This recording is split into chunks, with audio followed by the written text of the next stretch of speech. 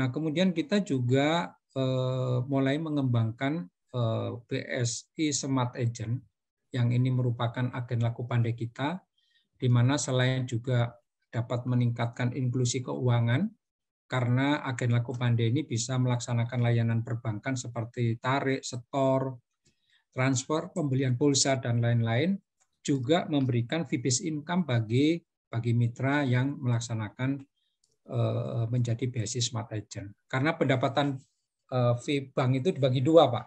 50% untuk mereka dan 50% untuk kita.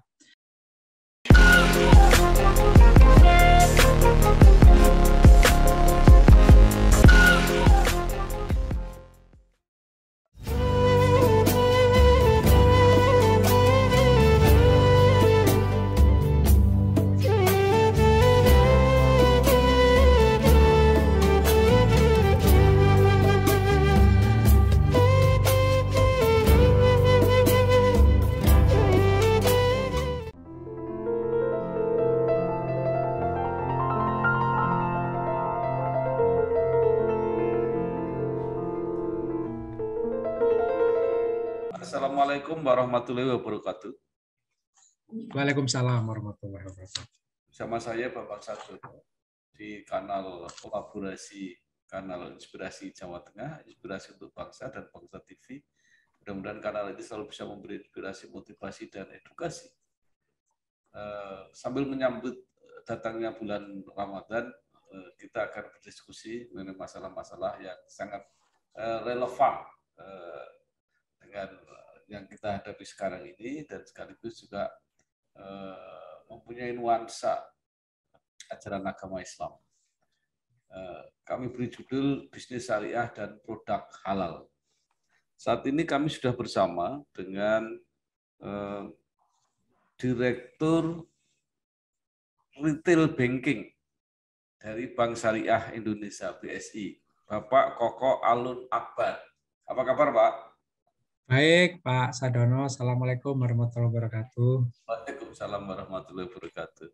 Pak Koko ini punya pengalaman dan perjalanan yang panjang di dunia perbankan, karena merintis karirnya di BRI sampai mencapai posisi sebagai Direktur Bisnis Komersial dari BRI Syariah. Kemudian ketika BRI Syariah dilebur atau di merger menjadi Bank Syariah Indonesia, beliau menjadi Direktur Retail Banking di BSI. Monggo, silahkan cerita, Pak. Baik Pak Bambang. Mungkin lebih akrab, saya biasanya dipanggil Alun, Pak Bambang. Pak Alun, ya. Jadi yang tengah itu yang diambil, Pak Bambang. Baik. Jadi sebelumnya saya menyampaikan terima kasih kepada Pak Bambang atas kesempatan yang diberikan oleh BSI, terutama tentu ini juga dalam rangka literasi syariah. Saya masuk BRI itu tanggal 9 April 1992, Pak Bambang. Dan kemudian selama 25 tahun lebih bertugas di BRI, saya ini ditugaskan di bisnis pembiayaan, khususnya yang di kantor pusat gitu. Jadi saya mulai dari RM, kemudian naik menjadi departemen head, kemudian jadi deputi, sampai dengan grup head ataupun kepala divisi ini hampir di kantor pusat terus, dan itu ada di pembiayaan. Jadi pembiayaan kantor pusat itu sudah pernah saya jelajahi semua, Pak Bambang. Mulai dari agribisnis, non-agribisnis, sampai dengan BUMN. Saya di cabang cuma sekali aja sebagai GM, branch manager, terus balik lagi ke kantor pusat. Terakhir di BRI saya menjabat sebagai Kepala Divisi Bisnis BUMN 2 yang menghandle pembiayaan maupun dana-dana BUMN, khususnya di BUMN yang bergerak di bidang energi, tambang, dan perkebunan.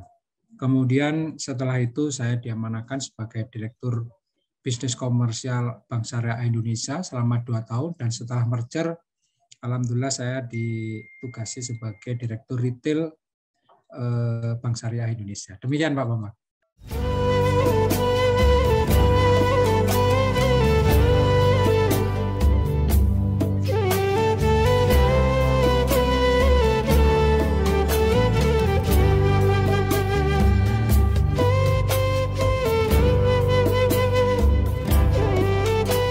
Menarik sekali. Ini akhir-akhir ini semangat untuk apa ya, berbisnis bahkan di dalam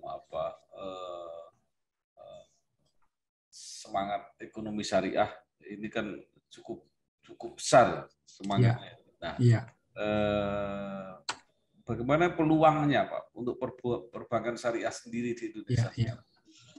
Jadi Pak Bambang, kita ini Indonesia memiliki peluang yang sangat besar untuk perkembangan ekonomi maupun perbankan syariah, Pak Bambang. Jadi kalau kita tahu atau kita lihat sampai saat ini, Indonesia ini merupakan negara dengan populasi Muslim terbesar di dunia. Jadi hampir 12,7% Muslim dunia ada di sini gitu. Kira-kira hampir mencapai 229 juta atau 87% dari populasi penduduk kita. Ini tentu menjadi peluang yang sangat besar bagi pasar perbankan syariah. Namun kalau kita lihat dari market share perbankan syariah, ini sampai saat ini masih sekitar 6,5. Dan ini kita masih kalah jauh. Let's say kita bandingkan dengan Malaysia yang mungkin sekarang udah hampir 30%. Padahal jumlah muslimnya kalah jauh dengan kita, termasuk juga persentase muslimnya juga lebih rendah dari kita. Kemudian kalau kita lihat dari preferensi sebetulnya ya. Preferensi masyarakat Indonesia ini memiliki preferensi yang kuat untuk syariah gitu. Hampir 45% masyarakat kita memiliki preferensi yang kuat untuk bersyariah.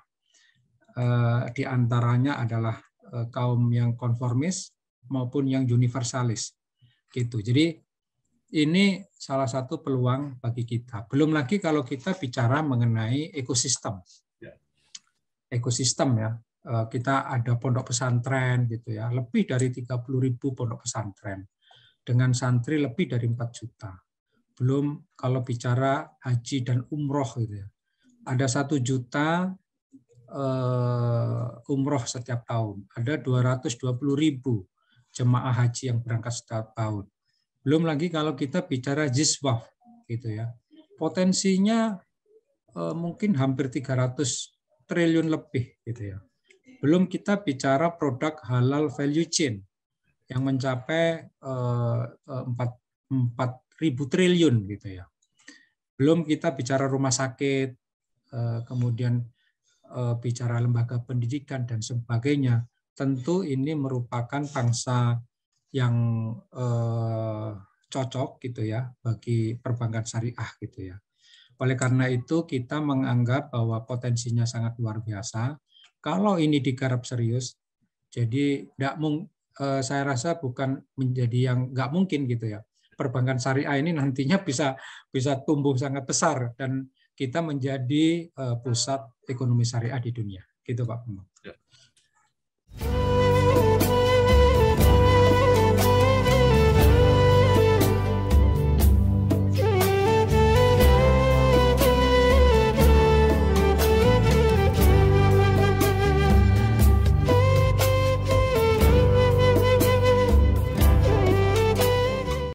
Pak Alun, ini bukan saja ekosistem atau peluangnya yang besar, tapi negara, bukan hanya pemerintah, karena ini kelihatannya negara yang lebih besar dari itu juga sangat bersungguh-sungguh. Itu terlihat dari adanya Komisi Nasional Ekonomi dan Keuangan Syariah yang dipimpin langsung oleh Presiden.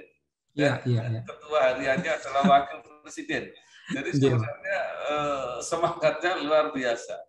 Nah, lalu dengan situasi yang semacam itu, apa sebenarnya yang dilakukan oleh perbankan syariah ini untuk tadi mengejar target yang baru 6% tadi, Pak?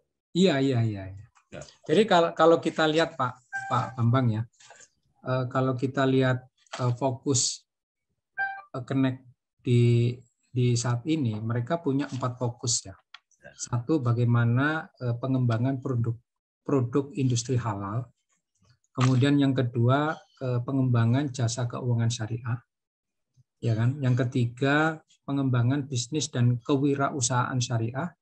Dan yang keempat adalah pengembangan infrastruktur ekonomi syariah. Jadi saya rasa apa yang menjadi fokus dari Connect ini inline dengan program-program yang ada di BSI, khususnya di dalam rangka pencapaian bisnis kita, baik itu di dalam pengembangan kawasan industri halal, ya. Kita punya beberapa program untuk pengembangan industri halal dan kita juga bekerja sama dengan Connect dalam pengembangan itu. Nah, kemudian kita juga inline dengan program-program kita berupa pengembangan UMKM, ya, baik yang talenta muda wirausaha maupun UMKM secara keseluruhan, ya. Termasuk di dalam pengembangan juga ekosistem mulai dari haji tadi, siswa, umroh, pesantren dan ormas itu. Jadi sampai saat ini kami terus berkolaborasi termasuk dengan Connect, termasuk dengan Bank Indonesia, OJK dan seluruh stakeholder pemerintahan di dalam pengembangan ekonomi syariah khususnya di halal value chain dan pengembangan di UMKM, Pak Bambang.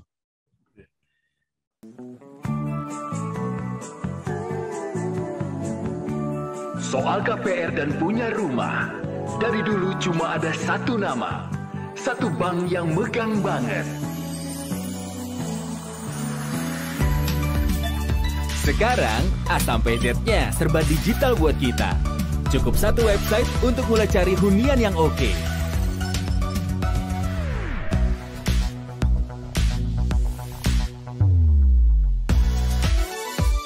Lagi sesibuk apapun, cukup satu fitur ngajuin KPR online.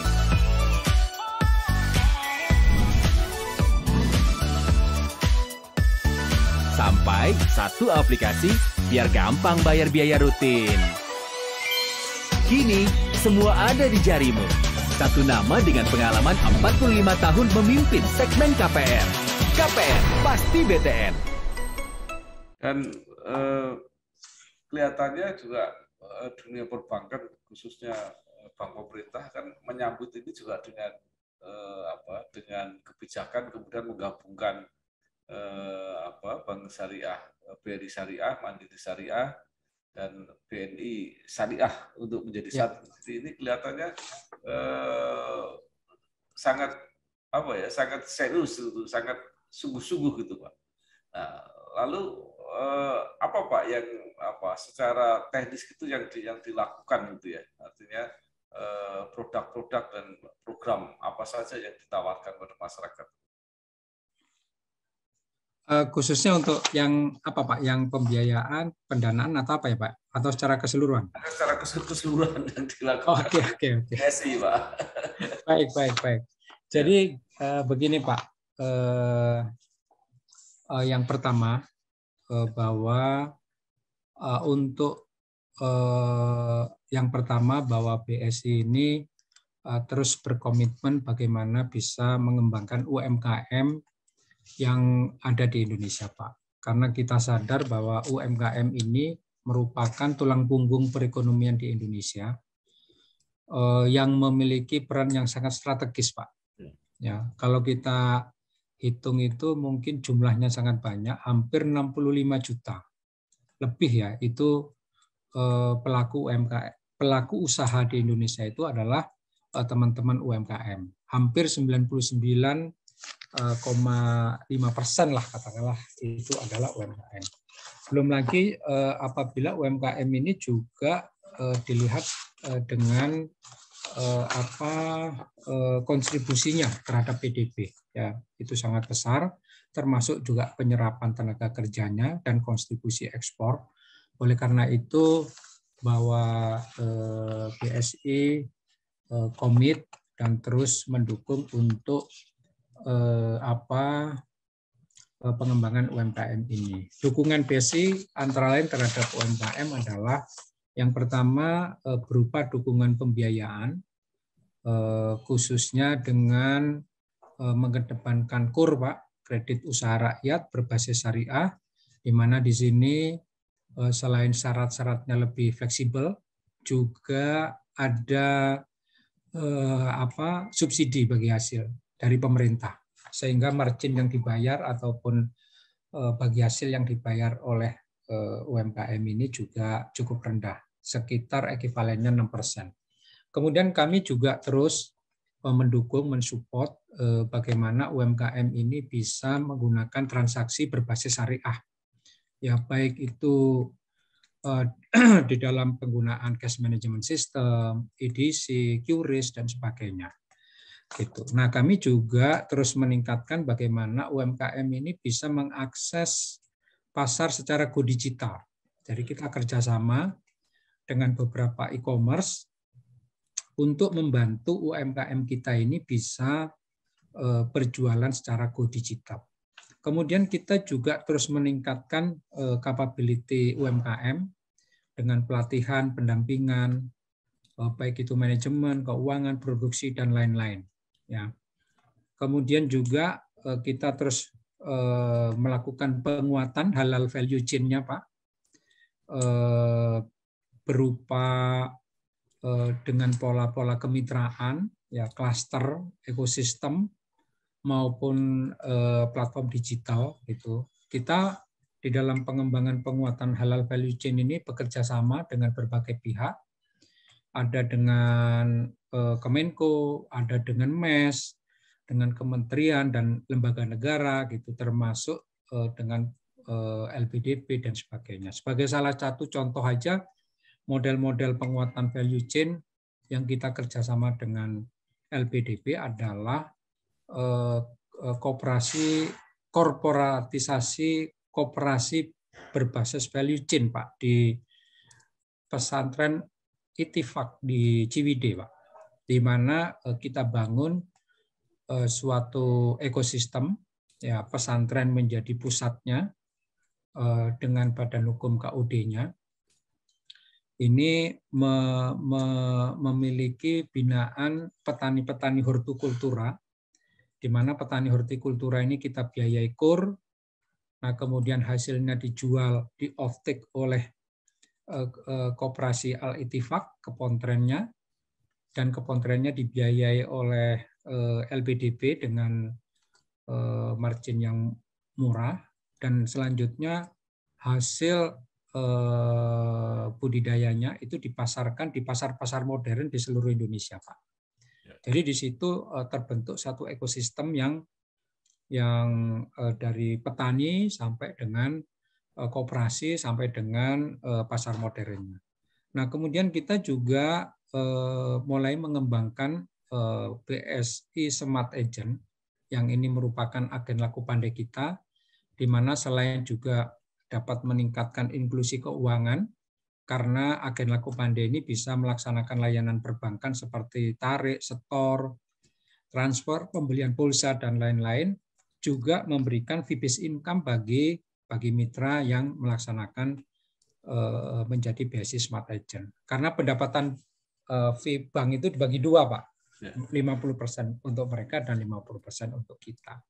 Nah, dari sisi layanan kita terus meningkatkan digitalisasi banking, Pak.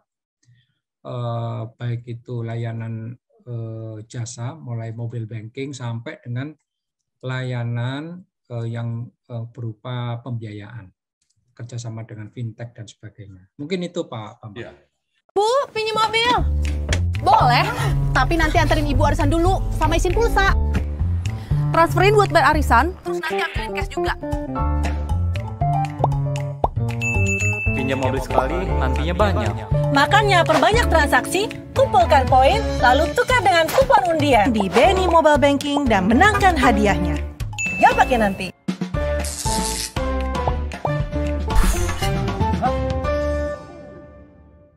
Baik, Pak. sepintas lalu kalau melihat apa yang dikerjakan oleh Bank Syariah itu hampir-hampir mirip dikerjakan oleh Bank Umum. Nah, bagaimana menjelaskan keistimewaan dari perbankan syariah ini? Karena kalau hampir-hampir mirip, masyarakat pasti sudah terlanjur percaya pada Bank Umum yang mungkin pengalaman, jaringan, dan nama besar itu lebih menarik. Bagaimana supaya Bank Syariah ini terlihat kelebihannya gitu? Jadi mungkin secara gampangnya ya Pak, bahwa produk-produk perbankan syariah ini memang memiliki perbedaan dan mungkin juga keunggulan kali ya dibanding dengan teman-teman yang di konven. Yang pertama bahwa secara garis besar kalau konven itu berdasarkan bunga ya Pak ya, bunga. Jadi kita nabung nanti deposannya mendapatkan bunga. Kita ngambil pembiayaan nanti dikenakan bunga. Nah tentu sistem bunga ini bukannya jelek ya, tapi ada plus minusnya lah gitu Pak Bambang. Ya karena pada saat nanti bunganya naik, tentu bebannya menjadi naik dan seterusnya. Nah kalau di perbankan syariah secara umum kita menggunakan 3 besaran. Yang pertama adalah sistem bagi hasil. Ya bagi hasil ini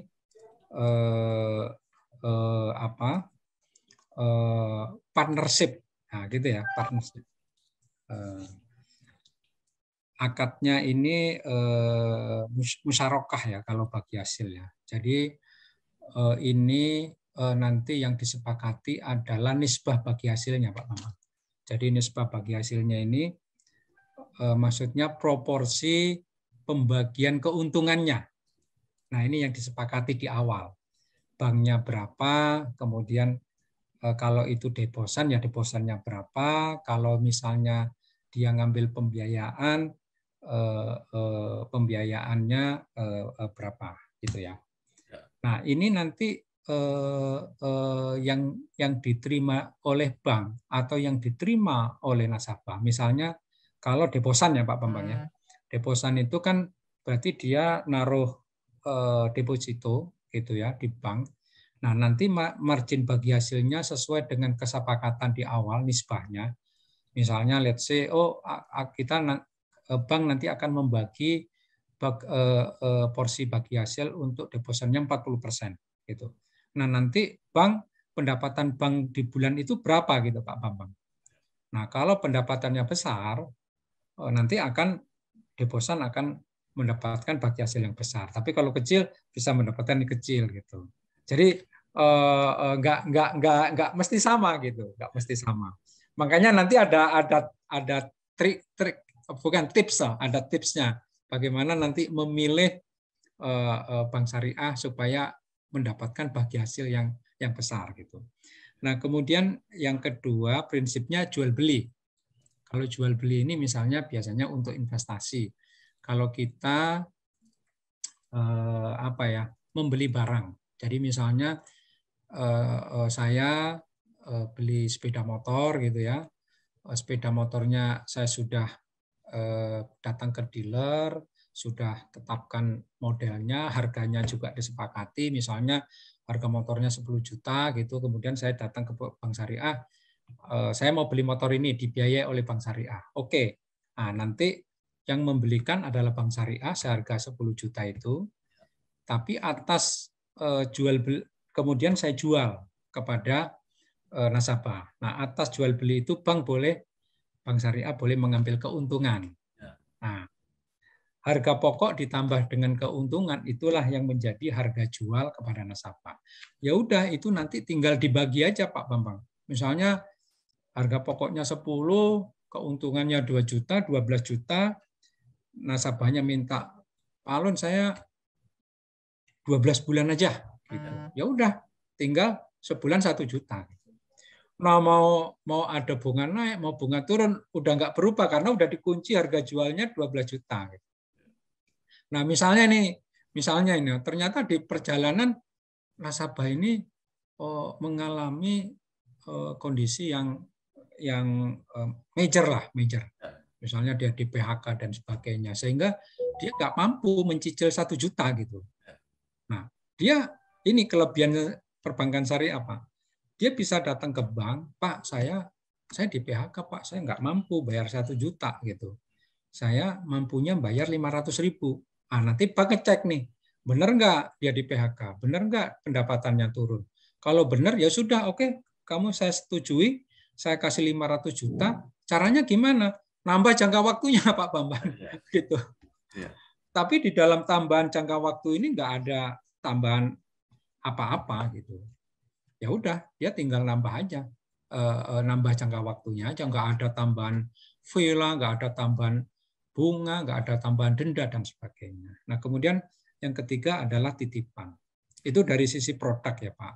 Nah, kemudian yang kedua, sebetulnya kalau syariah ini kan bersumber pada Al-Quran dan hadis. Tentu ini pasti sudah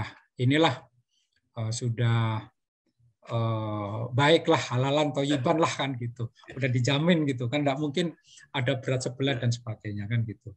Nah, kemudian yang selanjutnya bahwa ada 5 prinsip di produk syariah itu Pak Bambang. 1 adalah kesetaraan. Itu tadi karena kita prinsipnya mitra. Ya, mitra ada bagi hasil, kemitraan dan sebagainya. Yang kedua, transparansi. Jadi kita harus terbuka sama nasabah bahwa marginnya dari awal sudah disepakati, hasilnya bank segini dan sebagainya. Kemudian ada keadilan, ya, asas keadilan. Kemudian kemaslahatan dan universal. Universal itu artinya sebenarnya terbuka gitu. Ini bukan masalah agama. Jadi syariah itu terbuka bagi teman-teman yang non-muslim juga. Makanya kalau kita lihat sekarang ini pusat ekonomi syariah itu ada di Inggris, Pak. Di negara non-muslim gitu. Anu juga ya, ironis juga ya. Tapi itulah kehebatan dari syariah kita. Kemudian selanjutnya bahwa dijamin bebas dari masyir, ya. Masyir ini keraguan-raguan, horor, judi, riba dan sebagainya. Secara prinsip gitu, karena yang terakhir bahwa di dalam pelaksanaan operasional perbankan syariah itu day-to-day-nya diawasi oleh Dewan Pengawas Syariah, yang ini merupakan perwakilan dari DSN MUI.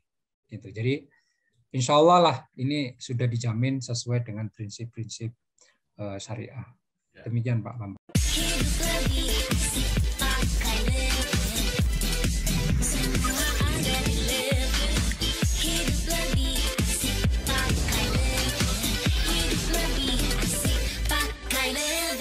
Ya, menarik sekali Pak. Jadi paling tidak menjadi mitra di bank syariah itu sudah secara konsep, secara keyakinan itu sudah dapat bonus lah, yakin bahwa itu benar.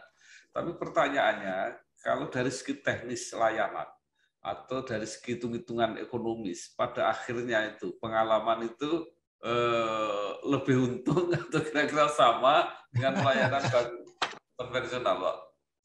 Jadi gini Pak, kalau dari sisi funding ya Pak, pendanaan Pak.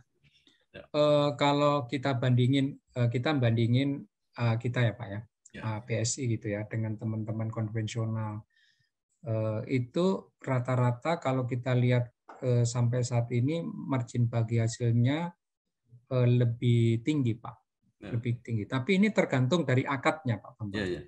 Jadi memang di syariah ini untuk penabung akadnya itu ada beberapa. 1 akad wadiah.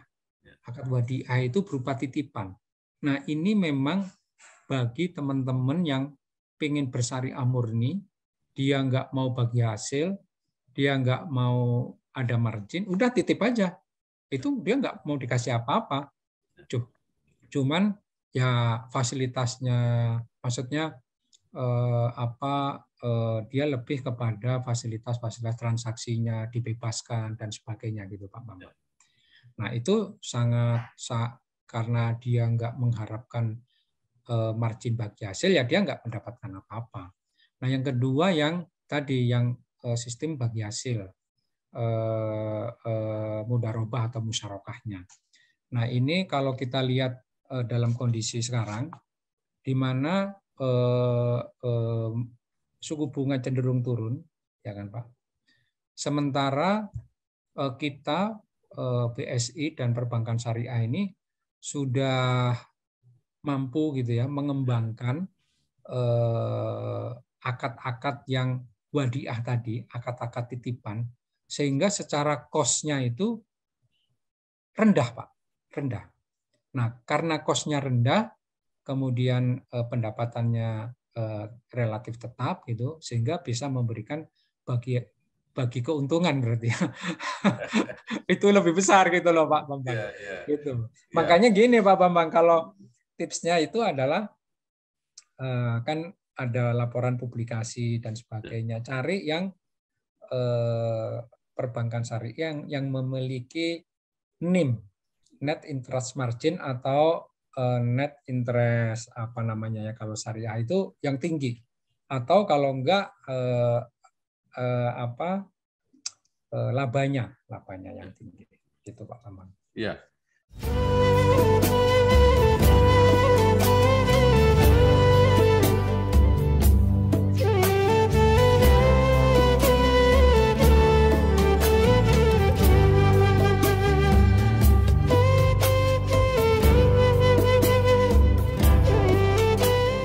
Pak, ini menarik saya kira.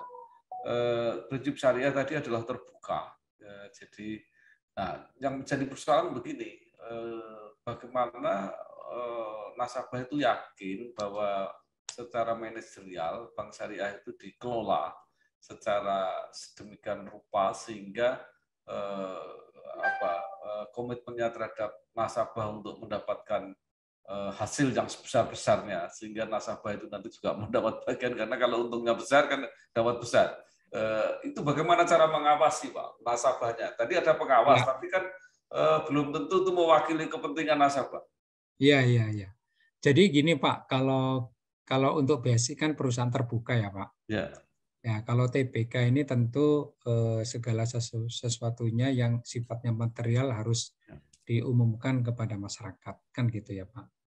Nah, yang kedua, meskipun di luar perusahaan TBK pun, kita biasanya perbankan syariah itu setiap bulan itu mengumumkan gross revenue-nya, Pak. Namanya gross revenue. Nah, gross revenue itu ekuivalen, Pak. Jadi ekuivalen persen, Pak. Jadi misalnya, bulan ini gross revenue-nya BSI 9,5%. Artinya dari setiap modal yang ditanamkan oleh investor ataupun oleh deposan kita, itu nanti akan dikasih, setiap yang diinvestasikan itu memiliki gross revenue sebesar 9,5. Nah, nanti tinggal mengkalikan nisbahnya yang disepakati di awal tadi, Pak. Kan pada saat kita melakukan penempatan dana, ada nisbah counter, ya Pak. Misalnya nisbah counter 30% misalnya. Ada juga nisbah-nisbah yang katakanlah misalnya deposan merasa, wah kalau 30% kekecilan dong, aku pengen naik 35 misalnya. Ya udah, kalau kita sepakat, kita bersepakat di 35. Nah, nanti tinggal melihat gross revenue kita yang kita umumkan setiap awal bulan, tinggal mengalihkan dengan nisbahnya, Pak. Dikalikan dengan nominalnya. Udah itu yang akan didapat gitu. Gitu, Pak.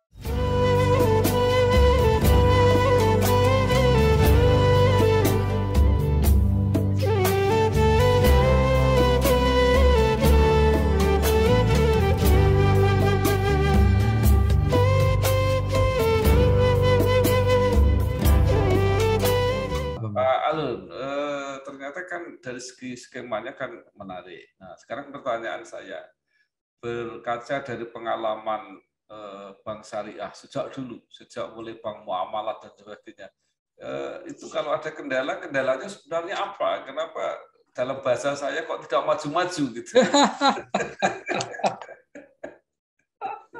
Iya. Jadi secara umum ini ya Pak Ya. Bambang. Satu, bahwa literasi dan inklusi keuangan syariah kita masih rendah Pak. Ya. Yang pertama itu. Kalau kita lihat sekarang ya data dari OJK Pak, literasi keuangan syariah itu dan inklusi itu baru 8%. Sementara konvensional itu sudah hampir 20 lebih ya, 20 lebih something gitu ya Pak. Saya nggak hafal angkanya. Tapi literasi keuangan kita jauh lebih rendah dibanding konvensional. Itu yang pertama Pak. Kemudian yang kedua Pak, dari sisi jaringan ya Pak. Dari sisi jaringan kita memang kalah jauh Pak. Kalah jauh kita dengan dengan perbankan syariah, perbankan konvensional itu kita kalah jauh. Makanya banyak sekali blank spot layanan syariah. Dan ini menjadi PR kita. Nah, kalau untuk BSI saat ini bahwa kita terus akan mengembangkan namanya BSI Smart Agent, Pak. Agen laku pandai. Yang ini kita bekerja sama dengan mitra, di mana mitra tersebut nantinya bisa melayani fungsi-fungsi perbankan. Jadi mulai tarik, setor, transfer, pembelian pulsa, pembelian listrik, dan sebagainya. Itu bisa dilakukan di sana. Jadi inklusinya akan meningkat, literasinya meningkat, dan dari sisi jaringan juga akan ada penambahan. Kemudian dari sisi permodalan, Pak. Permodalan kita juga kalah jauh, Pak, dengan perbankan konvensional. Nah, oleh karena itu sebetulnya penggabungan atau merger bank syariah ini saya rasa juga salah satu strategi pemerintah bagaimana nantinya kita memiliki bank syariah yang besar dan itu memiliki kekuatan modal yang besar sehingga nantinya nggak kalah dengan teman-teman perbankan konvensional. Kami setelah digabung, Pak, dari 3 bank, ya dari BSM, kemudian BNIS, BRI Syariah, gitu digabung menjadi BSI.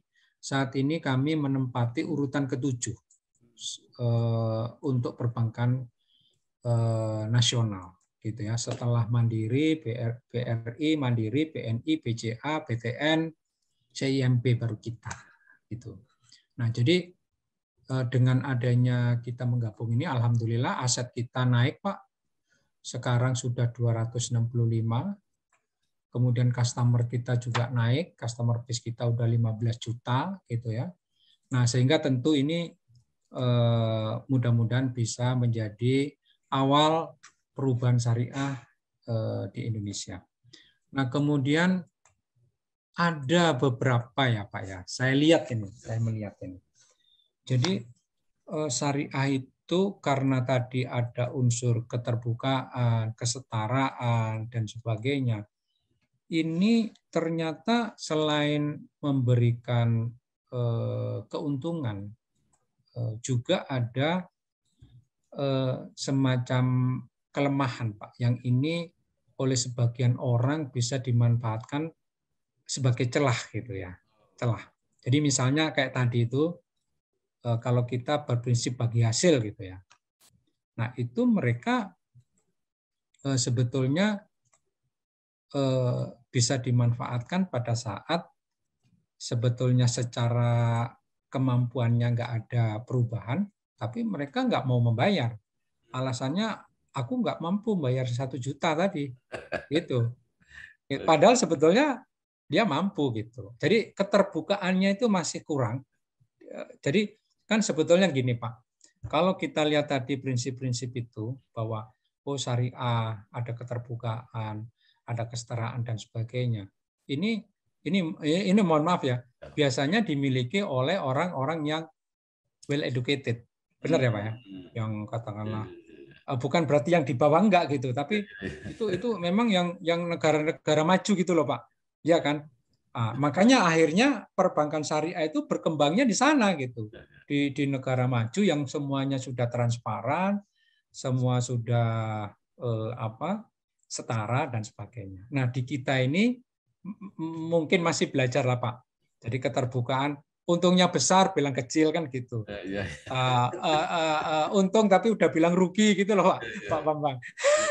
Nah, ini memang harus dicari penyelesaiannya. Oleh karena itu bagi kami Pak di BSI, yang penting adalah bagaimana memilih nasabahnya dari awal nih Pak.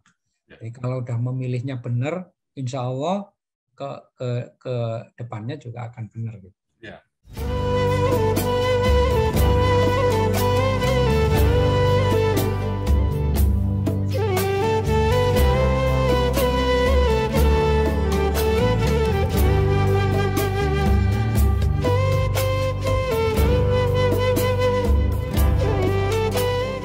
Pak, ini pertanyaan saya begini.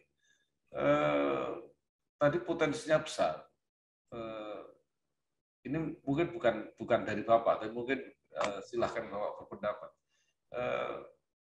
Kenapa BSI ini ditempatkan sebagai anak perusahaan Bank Mandiri? Kenapa tidak dilepas sebagai bank yang sendiri? Jadi artinya mempunyai apa ya kebebasan yang lebih besar. Apa untung ruginya Pak sebenarnya? Wah, ini saya harus hati-hati menjawabnya. Tapi gini ya Pak ya. Ini memang ada plus minusnya ya Pak. Untuk bahwa BSI ini saat ini masih menjadi anak perusahaan dari salah satu. Sebenarnya kita anak perusahaan dari 3 loh Pak. Dari Mandiri sebagai pemegang saham mayoriti, menguasai kira-kira 51% gitu ya. Nah kemudian dari BNI ya kira-kira 20 something gitu, sama BRI ya 17 sekian karena dikurangi market karena BSI kan TBK Pak. Jadi porsinya BRI ternyata terdilusi dengan marketnya. Jadi kalau kita lihat Pak bahwa BSI ini adalah bank yang baru merger ya Pak ya. Bank baru merger 3 bank gitu ya. Tentu di dalam merger ini banyak sekali yang harus kita konsolidasikan, Pak, ya kan? Dan itu nggak mudah. Apalagi kita melakukan merger ini pada saat kita lagi pandemi, gitu. Di mana pada saat pandemi ini orang nggak mau datang, Pak, nggak mau datang ke bank, gitu kan? Padahal kan mereka harus berubah rekeningnya. Tabungan yang lama ditutup, kemudian diganti dengan tabungan yang baru dan sebagainya, kan gitu kan Pak. Buku tabungannya harus diganti, ATM-nya harus diganti dan seterusnya. Jadi banyak sekali masalah-masalah ataupun hal-hal yang harus dikonsolidasikan. Nah kalau ini kita tidak di backup ya oleh bank BUMN ataupun induk seperti Mandiri, seperti BRI, seperti BNI gitu ya, kita pasti akan kesulitan. Jadi saya rasa keuntungannya pada saat posisi saat ini BSI sebagai bank hasil merger 3 bank yang baru saja merger tentu akan memiliki keuntungan adanya backup ataupun dukungan dari Bank Himbara kita sebagai induk. Kemudian yang kedua, Pak.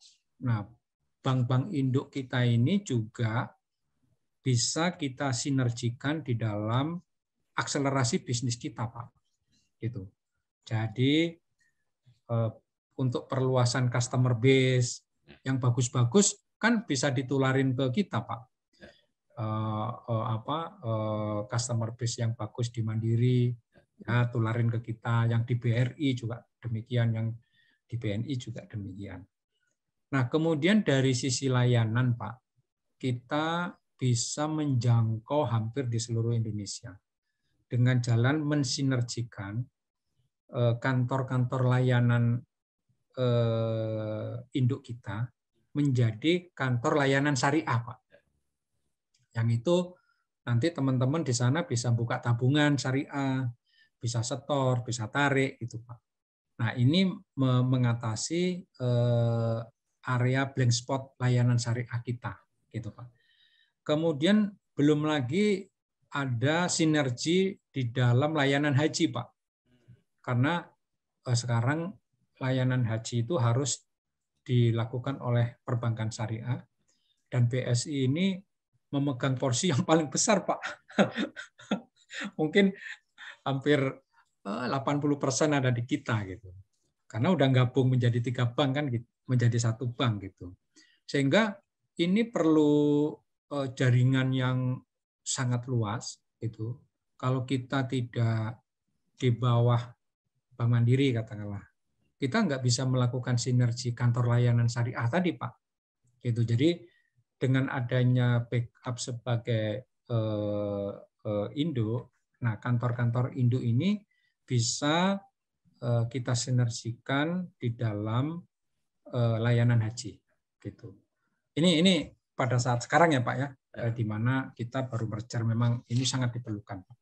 Nah minusnya ya Pak, minusnya itu gini Pak, bahwa sekarang ini BSI ini juga seringkali mendapatkan penugasan program-program pemerintah Pak. Nah, seperti bansos gitu ya Pak ya, dari Kemensos, kemudian termasuk juga dari kementerian lain seperti Kemendikbud, ada program PIP Indonesia Pintar gitu Pak ya. Kemudian dari Kemenaker ada bantuan subsidi upah. Kalau dari Kementan ada kartu tani dan seterusnya lah gitu. Nah ini seringkali di ketentuannya ini disebutkan bahwa yang bisa ditunjuk sebagai bank pelaksana adalah bank himbara atau bank milik pemerintah gitu. Nah ini sering menjadi perdebatan, dispute dan sebagainya, khususnya untuk pelayanan yang di Aceh ya Pak. Di Aceh ini kan sejak adanya Konun tahun 2020 ya Pak ya, itu kan sejak 2021 kan layanan keuangan di Aceh itu kan harus menggunakan layanan syariah. Sehingga sejak tahun 2021 ini perbankan konvensional udah nggak ada Pak di sana Pak. Gitu. Yang ada cuman ada 2 aja di sana, BSI sama Bank Aceh aja. Gitu. Nah, sementara tugas-tugas pemerintah ini seperti bansos dan sebagainya kan harus jalan, kan gitu ya Pak. Nah ini banyak dispute di situ Pak, sehingga dari pemerintah mengadakan apa istilahnya harus rapat, kemudian harus membuat modelan rapat untuk penunjukan BSI ini karena dianggap bukan bank himbara, juga bukan bank pemerintah gitu. Tapi alhamdulillah sejauh ini bisa diatasi, tapi tetap di awalnya itu ada perlu perubahan-perubahan di internal kementerian gitu Pak.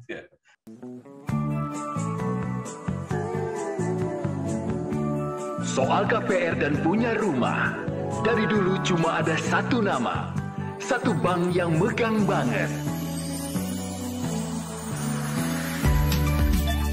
Sekarang, A sampai Z-nya serba digital buat kita.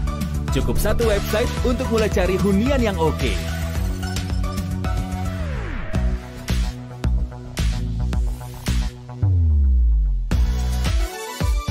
Lagi sesibuk apapun, cukup 1 fitur ngajuin KPR online.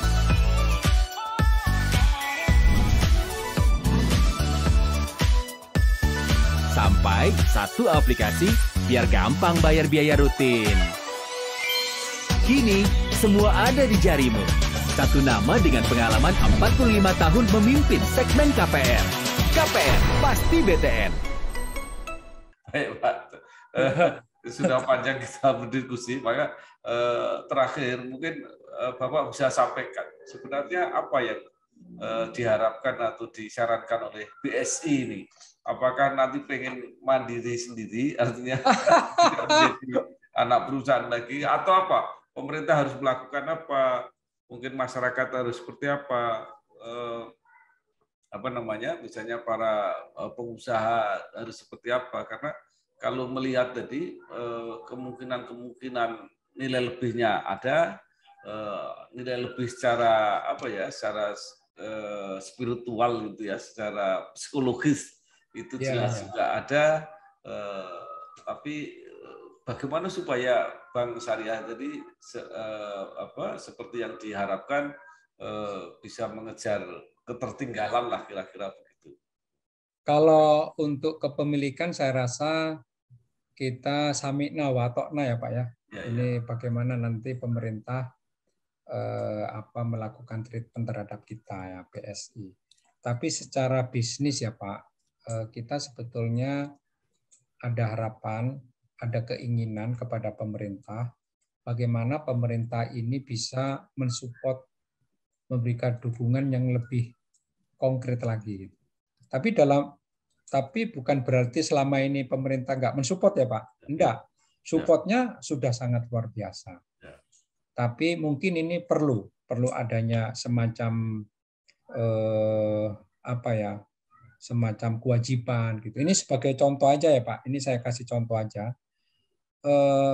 Untuk penyaluran dana-dana APBN, kemudian Satker BO1 dan BO2, saat ini pemerintah sudah mengeluarkan PMK nomor 11 tahun 2016. Ya. Nah, di situ isinya bahwa Satker ini ya mulai dari kementerian, kemudian ASN, TNI, Polri gitu ya Pak ya. Nah, ini boleh membuka lebih dari satu bank, salah satunya bank syariah. Gitu Pak. Nah, ini sebetulnya merupakan support dukungan dari pemerintah yang sangat luar biasa, sehingga kita bisa melakukan penetrasi bisnis yang ada di Satker, ya, PO1 maupun PO2. Tapi di dalam PMK ini kan sifatnya opsional, Pak. Sementara kita tahu bahwa teman-teman konvensional itu sudah masuk lebih dulu, mengakar sangat kuat di sana gitu kan. Sehingga untuk penetrasi ini kami harus fully effort ya Pak ya. Baik itu sosialisasinya gitu ya, bikin programnya gitu ya, maupun yang lain-lainnya. Misalnya kita bikin program ada spesial promo gitu, penurunan margin bagi hasil. Itu teman-teman konven begitu ngelihat gitu, wah nurunin juga gitu kan. Jadi persaingannya cukup ketat gitu. Nah kalau kita belajar di pengalaman negara tetangga di Malaysia lah katakanlah, ini untuk penyaluran dana-dana APBN ya, termasuk PO1 dan PO2 itu ada kewajiban minimal Pak. Jadi misalnya oke ya penyaluran APBN PO1 dan PO2 minimal 20% lah itu harus disalurkan kepada bank syariah. Nah ini mungkin termasuk dukungan yang sangat luar biasa menurut kita. Nah selebihnya udah nanti kita usaha benar gitu loh. Nah kalau sekarang kan opsional gitu loh Pak Bambang. Nah contoh-contoh yang seperti itu aja. Bukan berarti selama ini pemerintah nggak mensupport, fully support Pak. Tadi ada Kenex, ada MES, ya kan, dan lain-lainnya. Ini sangat support sekali. Tapi mungkin yang lebih konkret Pak ya. Iya, lebih konkret. Ya udah, mungkin dikasih minimal 10% lah, 20% gitu. Karena meskipun ada PMK seperti itu, teman-teman di ASN, TNI, Polri, BUMN dan sebagainya itu juga nggak mudah Pak dimasuki. Mereka juga kadang-kadang nggak, ya udah, Pak Alun susah nanti mindah-mindah dan sebagainya gitu. Padahal kita udah sering kali setiap kita masuk kita nggak pengen men-take over, kita nggak pengen mindah, kita hanya sebagai komplimen saja. Bagi teman-teman yang ingin bersyariah, nah kita bisa melayani. Jadi opsi juga gitu loh Pak. Bu, pinjam mobil. Boleh, tapi nanti anterin ibu arisan dulu sama isin pulsa. Transferin buat bayar arisan, terus nanti ambilin cash juga. Pinjam mobil sekali, nantinya banyak. Makanya perbanyak transaksi, kumpulkan poin, lalu tukar dengan kupon undian di BNI Mobile Banking dan menangkan hadiahnya. Gak pakai nanti.